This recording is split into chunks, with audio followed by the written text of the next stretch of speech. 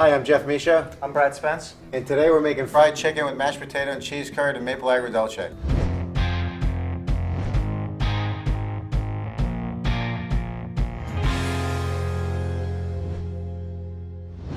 We start with a nice milk brine. And what I mean by brine, when you brine something, you're putting something in a salted liquid, whether it be water, milk, or chicken stock, or any type of seasoned liquid.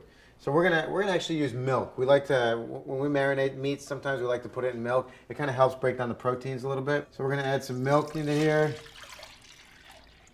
So we're gonna smash some garlic cloves. Throw that in there. And you don't have to worry about chopping it up because you want to marinate this chicken for about 8 to 10 hours. You're gonna break up some rosemary, a couple pieces of thyme, and then don't forget the salt. All right, so we're gonna mix this up. Let that sit, and then we're gonna break the chicken down. We're gonna start by cutting the wing tips off. Okay. So we're gonna cut the thigh and the drumstick off. Basically, you want to make a nice incision. It's almost formed naturally. Again, you're gonna want to pop that open, and then they call this meat that's in here. They call it the oyster meat. You just want to kind of get that out with your knife. It's the best part of the chicken. All right. Now this is kind of a tricky part where you want to get the backbone out. Start here at the top, and just let your knife run down, just like that. And this kind of just falls right off. Now we're going to take the chicken wings off, and all we're going to do is just make a little circle around, pop that out. We're just going to cut this right down the middle. All right. Now you got 2 breasts, and you want to cut this in half. Just cut right through the bone. And a nice French knife works. We're going to add the chicken in here. The last piece of chicken we're going to break down are the thighs and the drumstick. If you rub your finger right here, you can feel the bone that separates the drumstick from the thigh, and you can feel it right there. So all you got to do is take your knife and cut right through it. So the idea is every piece of chicken is relatively the same size. I mean, some are going to cook longer than others because some you got white meat and some you have dark meat. Dark meat's going to take a little longer, but in theory, everything is about the same size. Okay, so now we're going to make the glaze that after we're done frying the chicken, we're going to drizzle over top of it. So we have some maple syrup. It's basically equal parts maple syrup and vinegar. So it's just sweet and sour. In the Italian kitchen, they call it agrodolce. And then here we're going to add a little heat with some chili flake. And we're going to just slowly reduce that down until it's nice and syrupy. And now we're going to work on our potato puree. We're taking the potatoes whole with the skin on and boiling them so they don't get waterlogged. All right, so we're going to take these out. These are done cooking. And then we're just going to peel these and run them through the ricer. You know, there's all different ways to mash potatoes. We're going to use a ricer. This is a food mill. You put the potatoes in, you wind it through, and the potatoes are smashed through this little what do you call that? Little holes. You know? Little holes. I'm looking for a word for that. Let me get this out of your way. And then you're going to take a paring knife, hold it like that, and kind of cut into the potato, grab it with your thumb, and kind of peel down. And then you're just going to peel the skin away. So you kind of want to get it in there and get it through and not mess with it too much. The more you mix the potatoes, the more gummy they're going to get. You want to get that cream in there? Add just a little bit of it for right now. Yeah. All right. You want to work quickly because you don't want these potatoes to cool down. If they cool down, they're also going to get gummy. So we'll go with the back of the paring knife, kind of mash them up a little bit just to get it going. Kind of break them up. Again, use the back so you're not destroying your blade. Oh yeah, we're going to put the butter in with the potatoes while we rice them. That should be good, huh?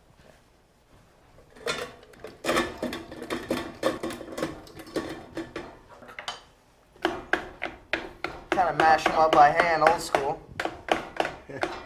Flip it over. And you dump it in here like that. A little bit more rustico. All right, perfect. That's what I do at home anyway. We want to season a little bit. Okay, so we got some salt and pepper in there now. We're going to add a little bit of garlic that's been roasted. You take a whole clove of garlic, you put a little oil in there, a little salt, wrap it in foil, put it in a 350-degree oven for like a half hour. You pull it out, and then you squeeze it out, and you have roasted garlic. Put a little of that in there. That's a little? It's a little bit, dude. It's garlic, man. Jersey style. So you can kind of set these potatoes aside, get them on the back burner. You know, keep them in a warm area, take the heat off them. And then when we get ready, we'll show you how to put the mozzarella curd. In the meantime, we're going to go back to the fried chicken. So now this is the chicken that we had brining for about 8 to 10 hours. And what we're going to do is we're going to fry the dark meat for 8 minutes and then the white meat for 6 minutes. And we're going to do a double fry on it. So I'm just right now just coating it in a little bit of flour. It's going to give it that nice crust. You know, you really want to make sure you coat the chicken well with the flour. Oh. You want to check the temperature on that?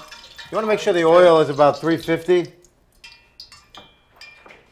Just like frying anything else, you want this to be at the proper temperature. Because if it's not hot enough, you're going to go in and it's going to be soggy fried chicken. We're looking good, dude. Yeah?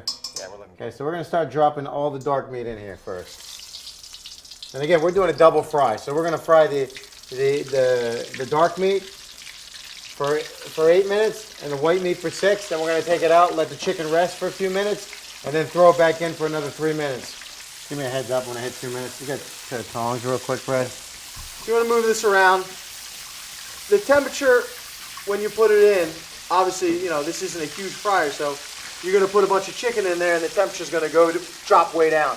This was at 350 and now it's probably at, you know, 300, maybe even 275 because we put this ice cold chicken in there. So you want to monitor the heat.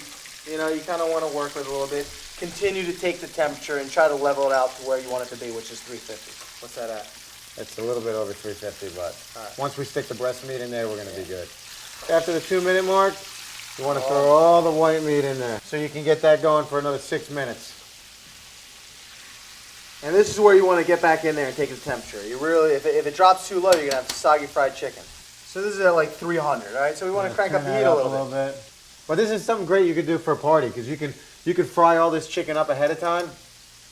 You know, do the 8 minutes for the dark, 6 minutes for the white, set it aside.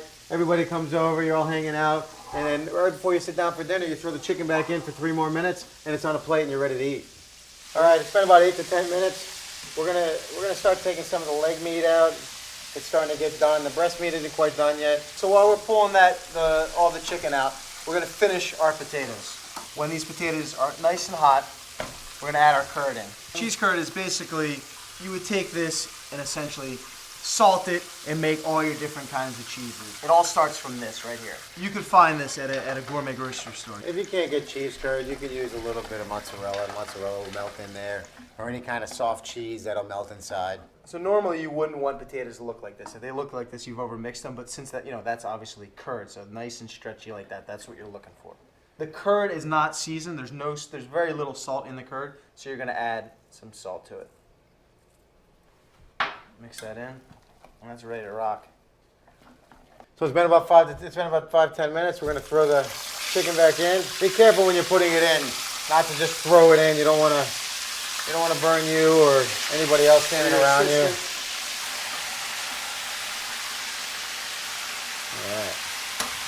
All right, so the fried chicken's done.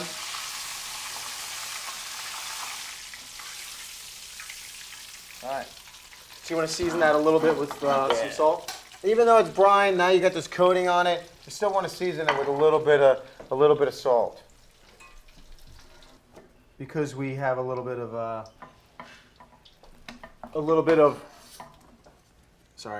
rosemary or a little bit of thyme in the brine. We're just gonna pop this in there, fry a little bit up of that, fry that up, put that on top. And when that comes to the table, the aroma of that fried herb is really nice. All right. Look at that. Now we're going to put the chicken all over. Mix it up. You got the sauce, Chef? Wipe off that extra garlic. Nah, dude, you want the garlic in there, dude. Drizzle. That's the maple agrodolce, right? Yeah. Yeah. So sweet, sour, spicy. It's going to cut through the richness of all that stuff going on there, all that lovely butter and cheese. It's like Italian General Tso's chicken, right? Yeah, exactly.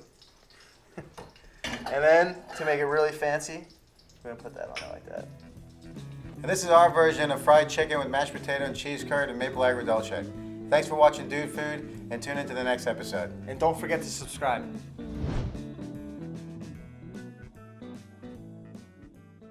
Suffering from nearsightedness, baldness, or impotence? Why Would You Eat That has your snake wine cure. Tune into Star Chef Secrets to see how Foundry super chef Eric Greenspan makes his award-winning grilled cheese. Do you like food? Do you like blowing stuff up? Do you like food and blowing stuff up? Tune in to Taste Explosions to see what we're blowing up next. Did you know flaming hot Cheetos turn your poop red? Learn more major breaking food news each week on Food Feeder. How about some armpit fruit salad? It's got a porcupine shell and smells like turpentine, rotten onions, and gym socks. Yum. On Amazing Food Tricks with Jill, learn how a simple slice of bread can be used to clean up broken glass.